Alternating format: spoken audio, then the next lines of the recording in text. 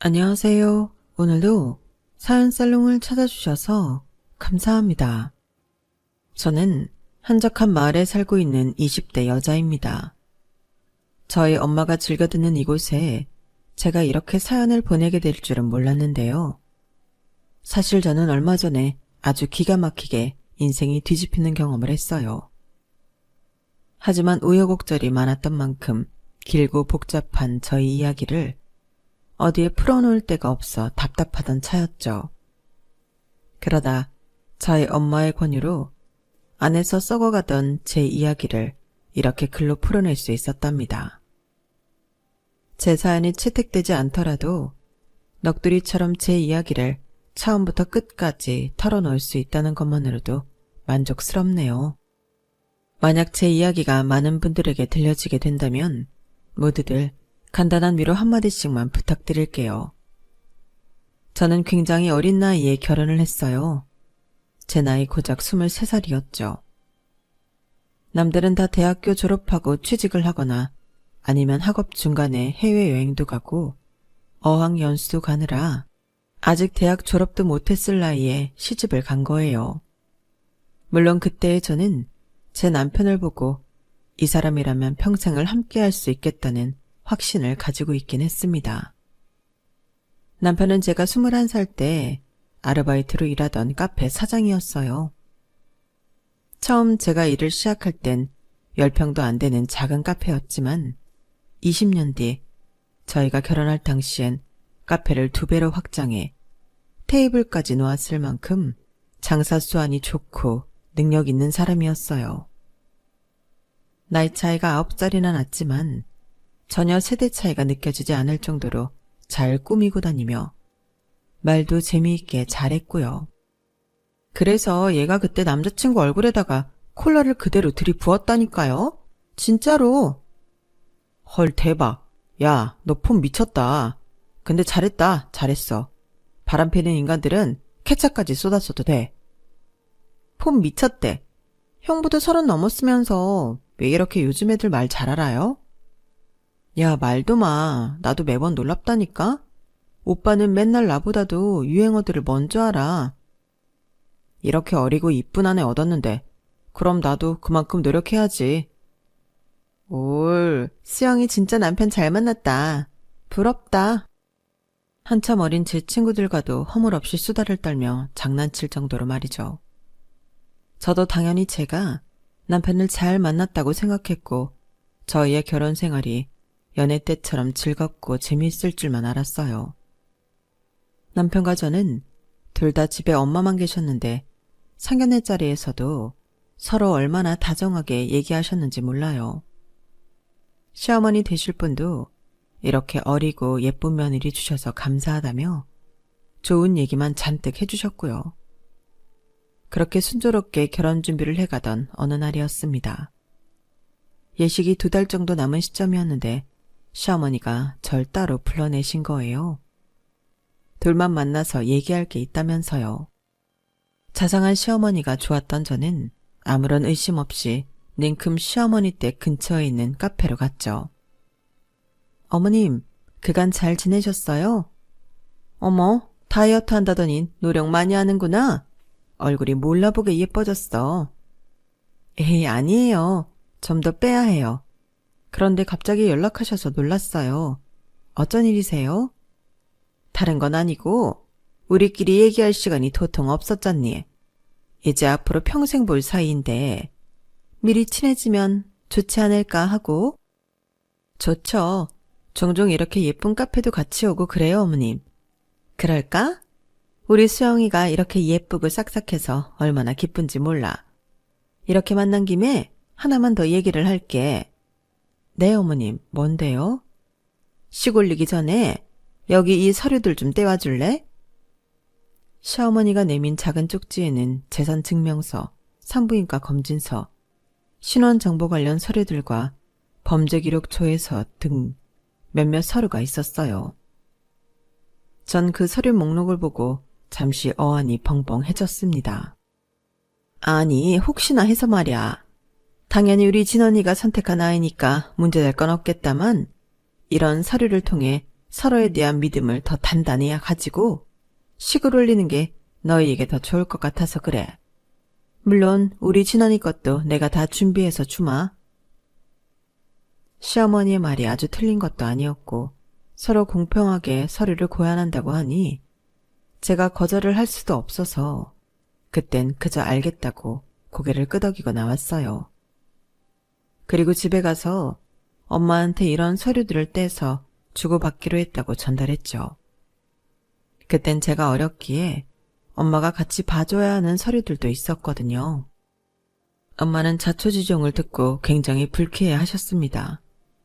특히 재산과 관련된 서류를 보고 그러셨죠. 아무래도 저희 집이 시댁보다 경제적으로 부족했거든요. 시댁은 결혼식 기준으로 5년 전 돌아가신 시아버지가 집도 차도 전부 마련해 놓고 집안 자체에 자그마한 대출 하나도 없을 정도로 자산 관리를 알차게 하고 가셨어요. 모아놓은 재산도 꽤 있었고요. 반면 저희 아빠는 제가 초등학교도 들어가기 전 돌아가셔서 그런 기반을 다져놓고 가시질 못하셨습니다. 아빠가 돌아가신 후로는 엄마 혼자 일하시면서 절 키우느라 재산을 모을 여력이 없었죠. 당연히 아파트 대출도 좀 있었고요. 게다가 저도 이제 막 대학을 졸업하는 상황이었기에 남편처럼 제대로 된 경제활동을 하지 못했어요. 저는 당연히 시댁 식구들이 이런 저희 집안의 상황을 감안해 줄 거라고 생각해 별로 감정이 상하진 않았고 오히려 그쪽에서 먼저 서로 확실히 할 건 확실히 하자고 얘기한 게 내심 마음에 들기도 했어요. 시어머니와 남편이 정말 믿을 만한 사람들이구나 생각도 들었죠. 하지만 딸을 보내는 엄마의 입장은 다를 수밖에 없었던 모양입니다. 엄마는 목록에 적힌 서류를 순순히 다 떼주면서도 남편의 서류를 받으면 엄마한테 달라고 신신당부를 했습니다. 엄마가 알아서 잘 보관하고 있겠다면서요. 어쨌든 저희들은 서로 아무것도 걸릴 것 없는 깨끗한 서류를 주고받았고 결혼식까지 무탈하게 올릴 수 있었답니다. 신혼여행까지 다녀온 뒤 저희는 알콩달콩한 신혼생활을 보냈어요. 처음엔 소꿉놀이를 하는 것 같고 재밌더라고요. 남편 출근 전에 아침상 차려주고 퇴근할 때는 저녁상도 차려주는 게 전 좋더라고요.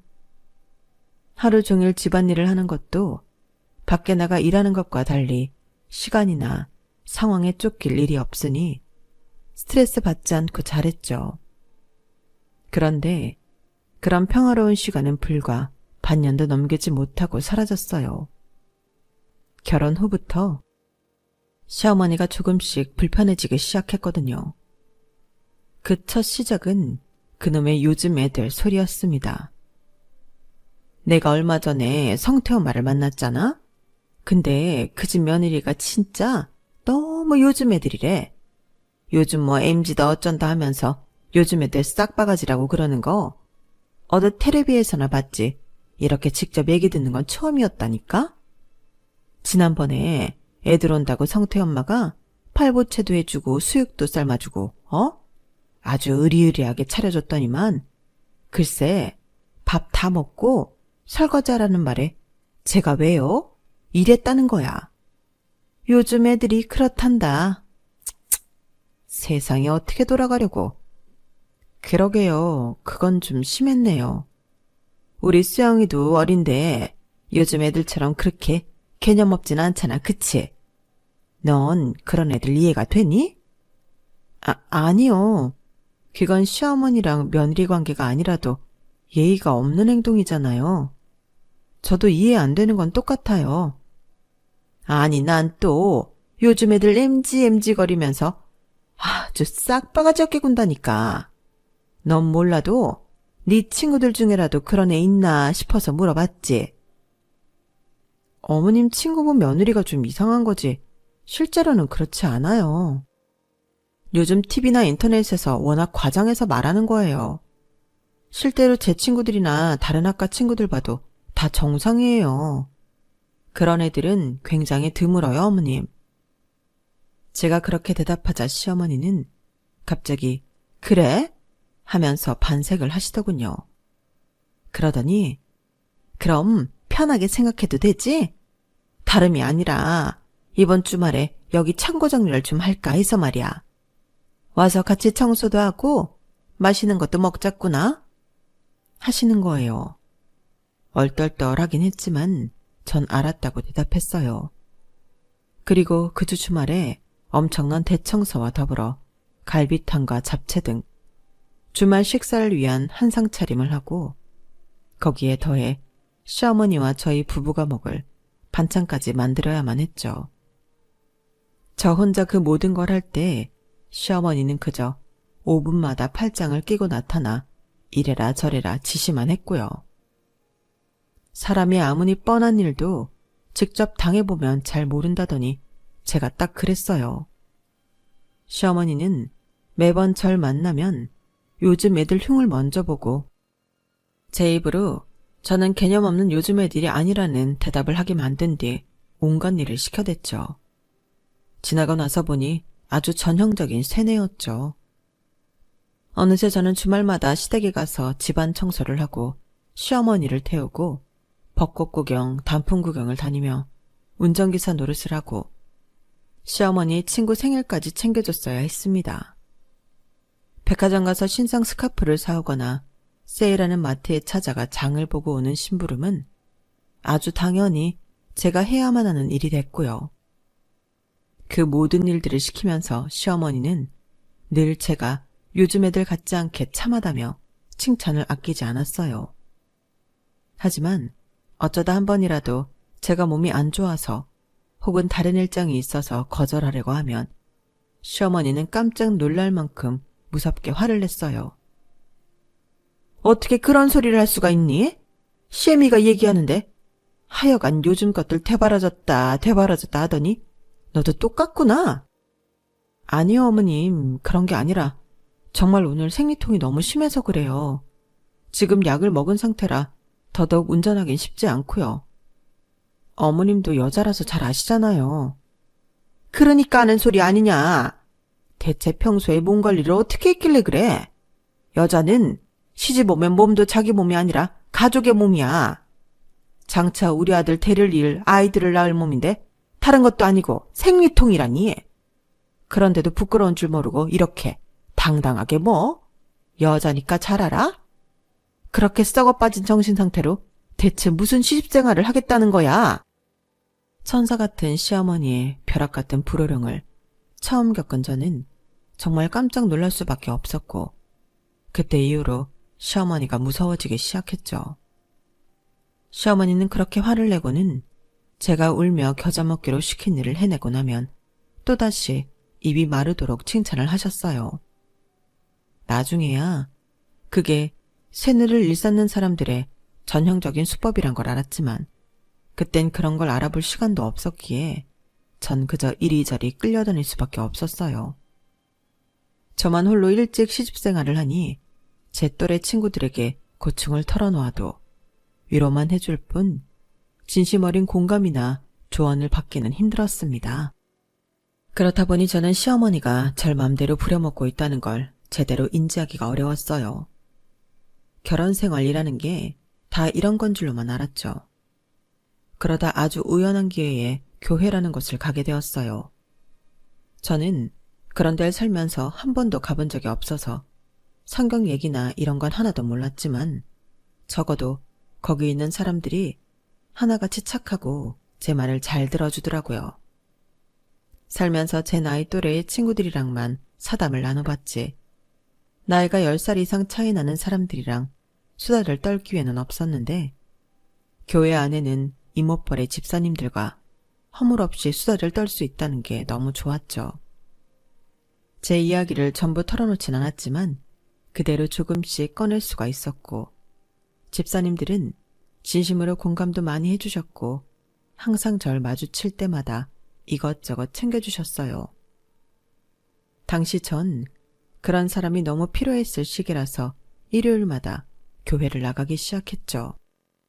그렇다고 교회에서 대단한 활동을 한 건 아니었어요.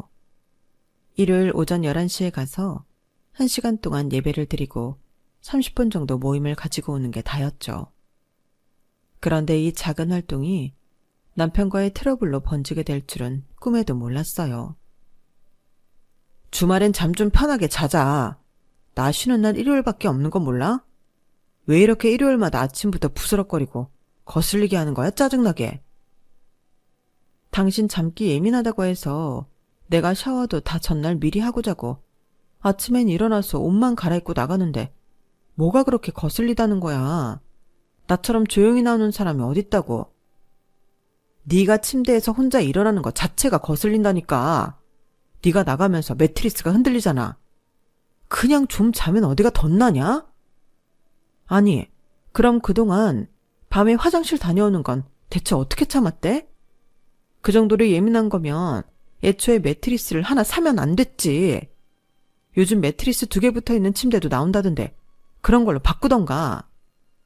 그게 얼마나 비싼 줄 알아? 철딱서니가 없어도 유분수지. 네가 돈 벌어오는 거 아니면 입 다물고 있어. 신혼 초엔 전혀 예민한 게 없던 남편이 갑자기 제가 침대에서 일찍 일어나는 게 거슬린다면서 시비를 걸기 시작하는 거예요. 제가 교회에 나가기 시작하면서부터 갑자기요. 처음엔 제가 부스럭거리는 게 싫다고 해서 머리 드라이도 안 하고 화장도 안 하고 옷만 최대한 조용히 갈아입고 나왔는데 침대가 흔들리는 게 거슬린다는 말에 기가 찼네요. 전 안 그래도 남편을 통해 시어머니한테 무슨 안 좋은 말이 들어갈까봐 나오기 전에도 밥상을 다 차려놓고 나갔거든요. 남편은 밥이랑 국만 퍼서 먹으면 됐었는데 그걸 가지고도 짜증을 내는 겁니다. 하다못해 제가 전날 밤에 거실 소파에서 잠을 자려고 해도 그건 부부로서의 의무를 다하는 게 아니라며 또 짜증을 냈어요. 제 갖은 노력에도 남편의 짜증은 멈출 줄 몰랐고 중국에는 시어머니께 절 완전히 이상한 아내인 양 말을 해놨더라고요. 일주일에 고작 2시간 외출하는 것 가지고 무슨 교회에 미쳐서 가정을 내팽개친 사람 취급을 하면서요. 진원이한테 얘기 들었다. 너 요즘 네 남편 잠도 못 자게 방해하면서 밖으로 놔둔다며. 너 시집 온 지 뭐 얼마나 됐다고 벌써부터 그렇게 밖으로 놔두는 거니? 어? 지금 이게 내 귀에도 들려올 정도면 평소에 얼마나 가정에 소홀한 거냐고? 아니에요, 어머님. 저 진짜 안 그래요. 평소에 매일같이 집에서 살림이나 하고 남편이나 어머님 심부름 다 하고 있는 거 아시잖아요. 일요일 오전만 잠깐 다녀오는 것 뿐이에요. 그마저도 거슬린다고 해서 전 침대 끄트머리에만 붙어서 잔다고요. 그래, 너 말 잘했다. 내가 이거 듣고 정말 기가 차서 너 진은이한테 매트리스 2개 사잔 얘기를 했다며. 남편 잠기가 예민한 걸 가지고 멀쩡한 침대를 갈아치우자고 했다며. 어쩜 너는 돈도 없는 애가 바라는 게 맞니? 내가 너한테 밖에 나가서 우리 아들만치 돈 벌어라고 한 적 있어? 그저 집에서 남편 뒷바라지만 잘 하라고 했지? 근데 그거 하나도 제대로 못하는 주제에 그딴 되바라진 소리나 해? 돈 버는 재주가 없으면 가정에 충실하기라도 해야지. 그것조차 안 하면 네가 우리 집에 빌붙어 사는 것밖에 더 되니? 말씀이 너무 심하세요. 정말 해도 해도 너무한 거 아니에요? 제가 대체 언제 가정에 소홀했다고 이러세요. 오히려 저만큼 가정에 헌신하는 사람이 드물다고요. 전 어머님이나 남편이 하라는 거 전부 다 해드리고 있는데 대체 뭘 그렇게 잘못했다고 이렇게까지 막말을 퍼부으세요? 너 그런 얘기는 어디서 배워왔어? 뭐 너만큼 가정에 헌신적인 사람이 없다고? 대체 누가 너한테 그따위 말을 가르쳤냔 말이야. 네 주변에 결혼생을 하는 사람이 어딨다고. 가만, 너 그거 교회에서 들은 얘기지? 이거 봐라 이거. 그새 바깥바람 좀 쐈다고 애가 이렇게 변했다. 얘를 어쩌면 좋니? 얘기가 아예 안 통하더군요. 저는 결국 유일하게 제 얘기를 들어주는 사람들이 있는 교회를 2주에 한 번, 한 달에 한 번 가다가 아예 못 가게 되었어요. 그런데 남편과 시어머니는 제가 교회를 그만둬도 잔소리를 멈추질 않았어요. 심지어 원래는 시어머니의 잔소리만 듣던 걸 남편의 잔소리까지 2배로 들어야 했고, 매번 말하는 레퍼토리가 요즘 애들에서 가난한 집안 딸로 바뀌었죠. 제가 아무리 살림을 완벽하게 해도 두 사람은 도무지 만족할 줄을 몰랐고, 조금이라도 빈틈이 보이면 득달같이 가난한 집안 딸이 살림 말아먹는다며 욕을 해댔어요. 한번 미운 털이 박혔다고 절 피말려 죽이라는 건가 싶을 정도였네요. 요리 다 끝나고 왜 행주 바로 안 빨아놨니? 주방에 냄새 배면 음식이 맛있게 만들어지겠어? 가난한 집안 딸이라 이런 냄새를 잘 모르는 거야? 이 퀴퀴한 냄새 안 맡아지냐고. 아, 너 살림이라곤 제대로 아는 게 하나도 없구나. 아이씨, 야, 나 생선가시 다 안 발라놓으면 안 먹는 거 몰라? 누가 밥상머리에서 이거 하나하나 가시 떼가면서 먹어. 아무리 가난한 집안이었다고 해도 이건 기본 상식 아니야? 상식. 꼭 귀찮게 말을 해줘야 알더라? 예, 너 이리 와봐. 여기 욕실 청소하고 나서 내가 물때 자국 신경 쓰라고 했지? 근데 이거 보여? 어? 아니, 여긴 너희 집처럼 가난한 집구성이 아니라니까? 우리 집은 재산이야, 재산. 이런 식으로 관리해서 쓰겠니? 전 시댁에서도 저희 집안에서도 발걸음 하나까지 신경 쓸 정도로 예민해져만 갔고, 극심한 스트레스로 인해 몸도 마음도 엉망진창이 되어갔어요. 도저히 버티다 못해 하루는 정말 진지하게 남편을 앉혀놓고 대화를 시도했죠. 두 사람의 언행이 상식적으로 너무 지나치다고요. 설령 그렇지 않다고 해도 어쨌든 그 말을 듣는 당사자인 전 너무나 힘이 드니 제발 잔소리를 조금만 줄여달라고 했어요. 하지만 남편은 오히려 노발대발 화를 내며 진심 어린 조언들을 어떻게 잔소리라고 표현할 수 있냐고 하더군요.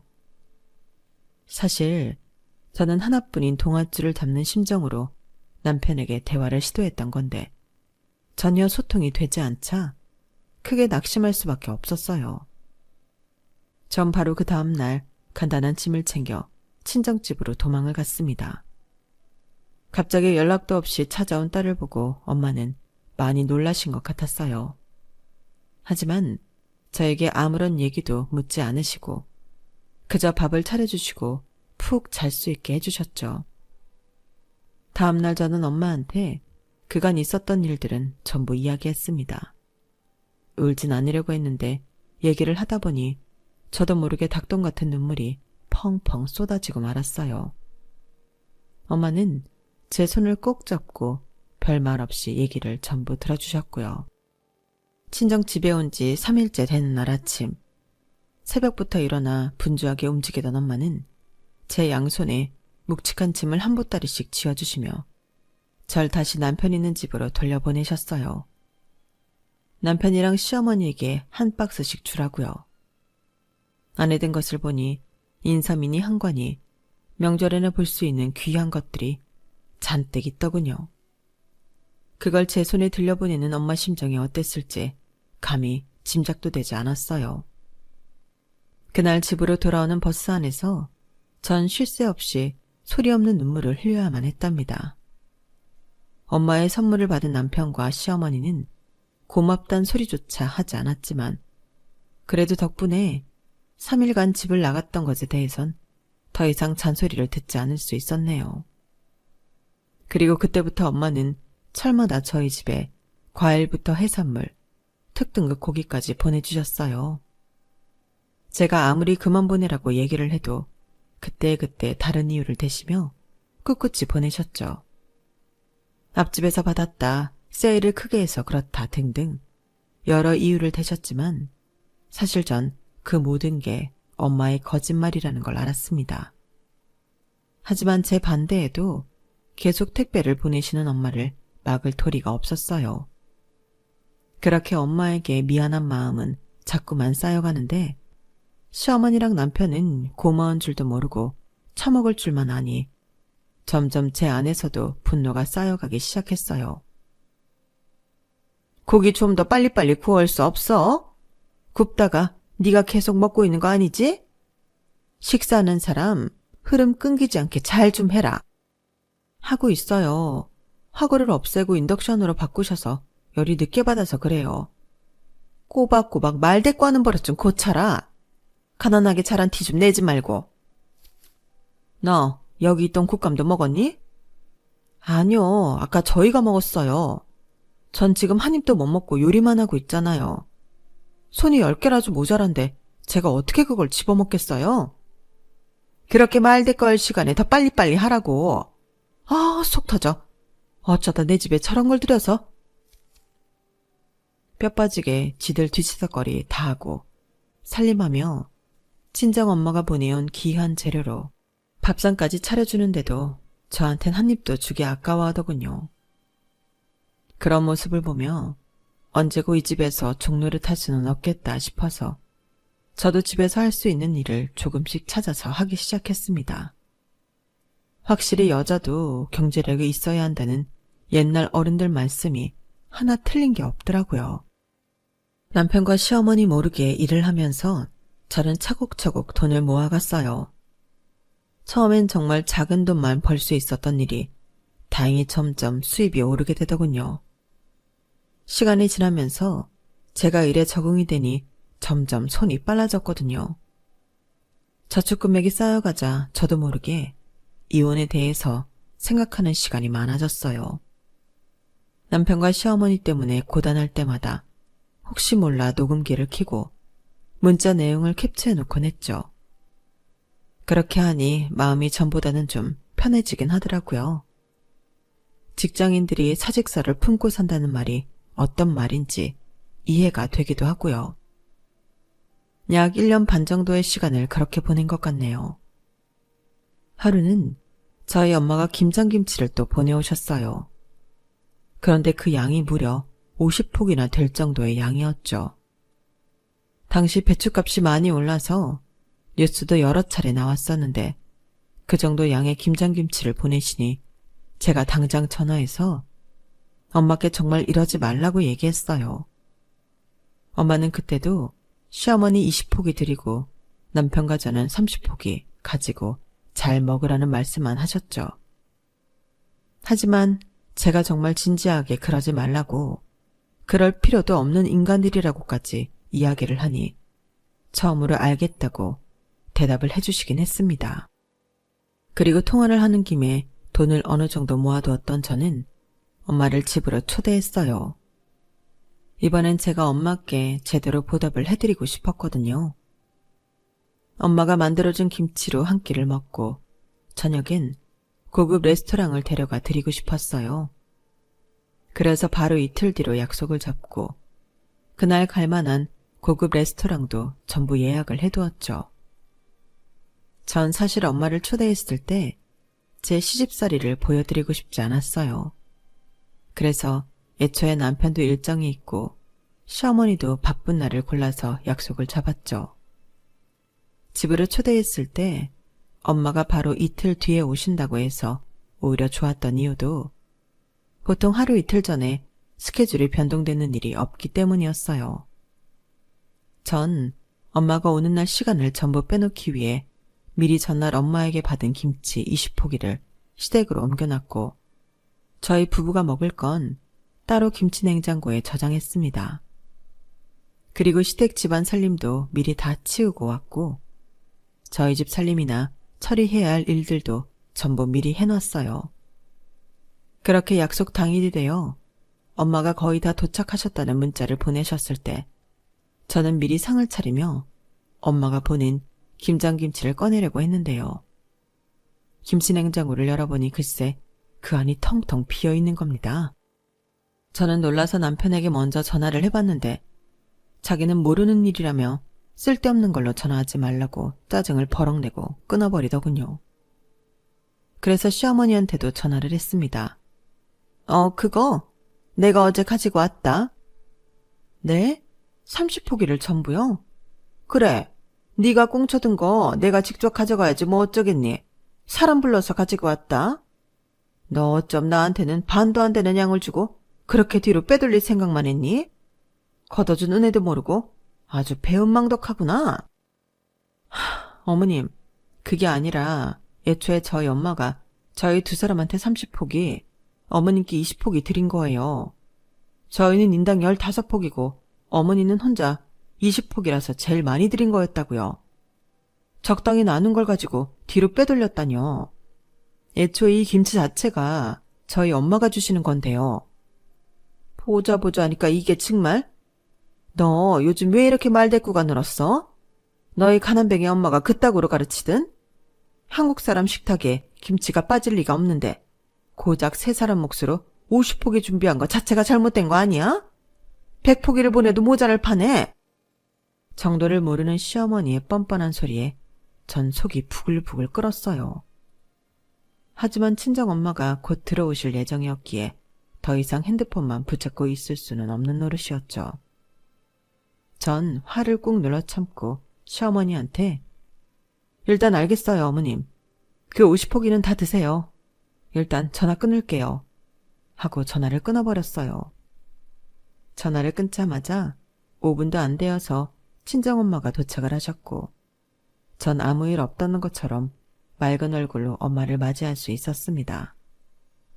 엄마가 보내주신 김치랑 먹을 만한 음식을 마련했었는데 같이 먹지 못해 아쉬웠지만 다행히 엄마는 그래도 맛있다며 좋아해 주셨죠. 그런데 식사를 다 마친 엄마가 잠시 화장실을 갔을 때였어요. 갑자기 현관에서 도우락 소리가 들리는 겁니다. 소스라치게 놀란 채가 현관으로 나갔더니 시어머니가 씩씩거리며 들어오고 있더군요. 너, 내가 하도 어이가 없어서 직접 찾아왔다. 어디서 버르장머리 없이 어른 전화를 그따구로 끊어? 어? 이게 아주 오냐오냐 해주니까 이제 눈에 뵈는 게 없니? 그런 기본적이고 상식적인 예의조차 모르는 거야? 어머님, 오늘 친구들 만나신다면서 어떻게 찾아오셨어요? 그리고 제가 전화 끊는다고 말씀드리고 끊었잖아요. 그렇다고 이렇게 바로 찾아오시면 어떡해요? 내가 온 게 뭐가 어때서? 그럼 내 새끼 집에 내가 눈치 보면서 들어와야 된다는 거야? 이게 아주 요즘 기고만장하기가 하늘을 찌르는구나. 야, 여기 우리 아들 집이야, 네 집이 아니라. 그럼 눈치 보면 살아야 하는 건 너지. 꼴랑 김치 50포기 보낸 네 가난한 엄마가 이런 건 안 가르쳐주디? 어? 어머님, 어떻게 그런 말씀을 하세요? 일단 목소리 좀 낮추시고 진정 좀 하세요. 네가 뭔데 목소리를 낮추라 마라 하냐고. 너 니네 엄마 좀 불러와라. 어떻게 가난한 집안 딸내미 시집 보내면서 이렇게 예의범절이라곤 하나도 못 배운 채로 놔둘 수가 있느냔 말이야. 화구한 날 이것저것 먹을 거 보낸다고 되는 일이 아니야. 오는 김에 김치도 50포기 더 해오라고 해라. 내가 아주 단단히 벼르고 있으니 뭐 더 가져올 거 있으면 가져오라고 하고. 아예 대놓고 갖다 바치란 소리세요 지금? 그래. 가난한 딸 이렇게 버르장머리 없는 채로 시집 보낸 죄 그렇게 갚으라고. 들고 올 거 없으면 김치라도 들고 와서 갚으라고 해. 뭘 갚아? 당신 그렇게까지는 안 봤는데 지금까지 내 딸한테 이따위 상스러운 소리를 퍼부어 왔어? 뭐? 가난한 딸 시집 보낸 죄? 현관에서 시어머니랑 옥신각신하고 있는데 갑자기 제 등 뒤에서 엄마의 목소리가 들려왔어요.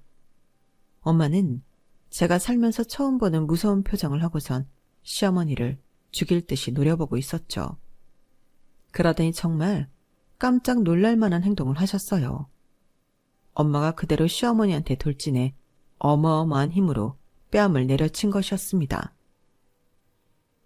당신 미쳤어? 미친 건 내가 아니라 당신이랑 당신 아들이지? 티 하나 없이 깨끗한 집안에 전과자 아들을 장가보내놓고 어디서 남의 귀한 딸을 괴롭혀? 어? 당신이야말로 범죄자 아들 장가보낸 죄 어떻게 갚을 거냐고. 시어머니는 그 순간 뺨이 아픈 것도 잊을 만큼 깜짝 놀란 것 같았어요. 시어머니가 두 눈이 튀어나올 듯이 동그래져서는 한마디도 못하고 있자 엄마는 품속에서 종이더미를 꺼내더니 시어머니의 머리 위로 던지며 호통을 쳤죠. 내가 우리 딸내미 안색이 하도 안 좋아서 그동안 당신네들이 내 딸한테 어떡하나 좀 봤다. 근데 어쩜 민간에 탈을 쓰고 그렇게 못되게 굴 수가 있느냔 말이야. 보통 상식의 선에선 도저히 이해할 수 없는 행태에 내가 당신의 조사를 하나씩 다 해봤다고. 그랬더니 뭐? 음주운전? 절도? 깜빵까지 다녀온 인간 멀끔하게 신분 세탁해가지고 아무것도 모르는 어린애한테 장가 보낸 주제에 시집살이까지 시켜? 당신들 이제 두고 봐. 아주 먼지 한 톨까지 탈탈 털어줄 테니까. 엄마가 하는 말에 저는 모든 게 어안이 벙벙했어요. 남편이 결혼 전과는 확실히 달라지긴 했지만 그렇다고 감방에까지 다녀온 사람인 줄은 상상도 못했으니까요. 엄마, 그게 무슨 말이야? 음주운전이라니. 진원이 그거 너 만나기 전에 음주운전으로 3번이나 사고를 냈단다. 그중 마지막엔 피해자가 사망까지 했고 범죄 사실 기록이니 재산 목록이니 결혼 전에 줬던 서류들 그거 다 위조한 거였어. 내가 단단히 챙겨놓길 잘했지. 그거 아니었으면 이딴 사기꾼 범죄자 집안에 내 딸을 평생 가둬놓을 뻔했다. 너 당장 짐 챙겨서 엄마랑 같이 가자. 이 인간들 사기 결혼으로 싹 다 고소하려니까. 잠깐만 사돈. 잠깐만요. 뭔가 오해가 있나 본데 우리 아들 좀 불러올 테니까 다 같이 얼굴 보고 얘기해요. 네? 사돈이 생각하는 그런 게 아니에요. 백지장처럼 새하얗게 질린 얼굴로 시어머니는 태세를 180도 바꿔 무릎을 꿇고 저희 엄마 바지가랑이를 붙잡고 늘어지더군요. 저는 그런 어머니의 손을 찰싹 쳐내며 제 엄마를 제 등 뒤로 보냈어요. 아니 이게 뭐가 아니에요? 그럼 우리 엄마가 제대로 알아보지도 않고 오셨다는 거예요? 범죄자인 인간을 우리가 어떻게 믿고 마주보고 얘기를 하라는 거예요? 이거 놓으세요. 아줌마. 아도 안 그래도 이 집이랑 인연 끊고 싶어서 노력한 지 오래예요. 근데 내 생각보다도 더 질 나쁜 집안이었다니 오히려 잘 됐네요. 그간 저한테 퍼부었던 막말들, 노예처럼 부리며 심하게 대했던 거 내가 하나도 빠짐없이 모두 증거물로 가지고 있으니까 각오해요.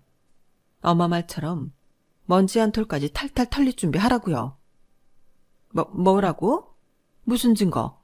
얘 수영아, 내가 너한테 뭘 얼마나 잘못했다고 그러니? 내가 널 친딸처럼 얼마나 아꼈는데.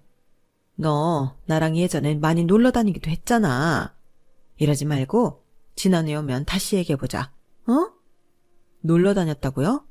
아줌마 혼자 놀았지. 내가 뭘 놀아요? 난 당신 시중만 들어주고 다녔지. 그리고 범죄자인 남편 들어올 때까지 무서워서 어떻게 기다리라는 거예요? 됐고, 저희는 당신네 집안이랑 지금 바로 손절할 거니까 그렇게 아세요. 나가요, 나가. 저는 손을 휘휘 저으며 시어머니를 밖으로 쫓아냈어요. 그전엔 저도 모르게 제가 시어머니 몸에 손을 대는 것도 어려워할 만큼 시어머니를 굉장히 무서워하고 있었더라고요. 그런 제 자신을 그때 시어머니를 끌어내리면서 깨닫게 되었던 거죠. 동시에 이렇게 별것도 아닌 사람을 그동안 쓸데없이 무서워했구나 하는 생각도 들었어요. 대화로 해결하자는 소리만 반복하면서 비굴할 만큼 저희한테 매달리는 시어머니를 밖으로 내쫓은 뒤 저랑 엄마는 중요한 집만 얼른 챙겨서 친정집으로 가버렸어요. 친정집에 도착하자마자 뒤늦게 시어머니한테 상황을 전달받은 남편이 저에게 미친 듯이 연락을 해오더군요. 저는 괜히 바로 전화를 하기보단 변호사랑 얘기를 나눠보고 전화를 하고 싶어서 내일 전화하자라는 문자 한 통만 남겼어요. 그럼에도 남편은 밤 늦게까지 수십 통의 전화를 하고 이후엔 수십 통의 문자를 해왔죠. 문자 내용은 아주 다채로웠습니다. 처음엔 구구절절 자기가 다 사정이 있어서 그런 거라고 하더니 또 저에게 사랑한다면서 되도 않는 착한 척을 하다가 나중엔 입에 담기도 어려운 욕설들을 보내왔죠. 전 다음 날이 되자마자 엄마와 함께 변호사 사무실을 찾았어요. 제가 모았던 증거들과 바로 전날 남편이 보낸 문자 내용을 본 변호사는 오히려 쉬운 싸움이 된 거라며 좋아하더라고요. 저희는 그날 바로 소장까지 작성을 마쳤어요. 정말로 시댁을 영영 벗어난다고 생각하니 저는 10년 묵었던 채증이 내려가는 것처럼 생기를 되찾고 몸이 되살아나는 것만 같았어요. 나중에 알게 됐는데 시어머니랑 남편이 이렇게까지 길길이 날뛰는 이유가 다 있더라고요. 범죄 이력이 많은 전과자였던 남편은 사기죄까지 저지른 것이 밝혀지면 또다시 실형을 살게 될 수도 있었기 때문이에요. 게다가 남편과 시어머니가 그동안 저한테 막대해왔던 것은 전부 엄연한 폭력이었어요. 제가 모든 증거를 가지고 두 사람을 신고하면 남편의 죄질이 굉장히 불량하다고 보여지면서 감방에 다시 가게 될 확률이 더더욱 올라가게 되는 것이었죠. 단순한 이혼이랑은 차원이 달랐기 때문에 두 사람이 그런 반응이 나올 수밖에 없었던 거였습니다. 전 남편, 아니 그 범죄자 사기꾼이 감옥에 들어가면 당장 저와 엄마한테 해코지할 수도 없을 테니 저는 오히려 잘됐다 싶었어요. 엄마가 그 걱정을 정말 많이 하셨거든요. 변호사가 말한 대로 모든 일들은 쉽게 끝이 났어요. 시어머니였던 여자는 집행유예 판결을 받았고 남편이었던 사람은 다시 감방으로 들어가게 되었죠. 엄마랑 전 그 두 사기꾼한테 받은 돈으로 친정집을 팔고 다른 곳으로 이사를 갔어요. 저는 전 남편이 그리 두렵지 않았지만 저희 엄마가 혹시 모르니 거주지를 옮기는 것이 좋겠다고 하셨거든요. 어차피 제 일이 컴퓨터만 있으면 어디서든 할 수 있는 일이라서 그전과는 다르게 한적한 동네로 이사를 왔어요. 번화가가 아니다 보니 집값이 저렴한 데다 작은 마당까지 딸려 있어 날이 좋을 땐 밖에서 한동안 시간을 보내기도 한답니다. 얼마 전엔 유기견은 할 말이 입양에 키우고 있고요. 요즘의 삶은 강아지와 일이 전부인 아주 단조로운 삶이에요. 제 나이대 사람들은 이런 조용한 생활을 지루해 하겠지만 저는 그간 너무 전쟁 같은 시간들을 보내서인지 행복하기만 해요. 시간이 좀 지나니 엄마는 제가 아직 젊다며 내년쯤엔 다른 남자도 만나보라고 은근슬쩍 말씀하시더라고요. 하지만 전 전혀 그럴 생각이 없답니다. 지금처럼 앞으로 평생 엄마랑 같이 평화롭게 지내고 싶어요. 때때로 지난 일들이 떠올라 괴로웠지만 어디 가서 털어놓을 데도 없고 답답했는데요. 어제 오늘 꼬박 이틀 내내 열심히 글로 적어내고 나니 이제야 마음이 후련해요. 제 이야기를 들어주셔서 감사합니다. 이 글을 듣게 될 분들은 과거의 저처럼 바보같이 불합리한 걸 참고 살지 않으셨으면 좋겠어요. 모두 행복하시길 바랍니다. 여러분, 사연 댓글에 응원과 현명한 조언 부탁드려요. 좋아요와 구독은 저에게 큰 힘이 됩니다. 오늘도 좋은 일 가득하세요.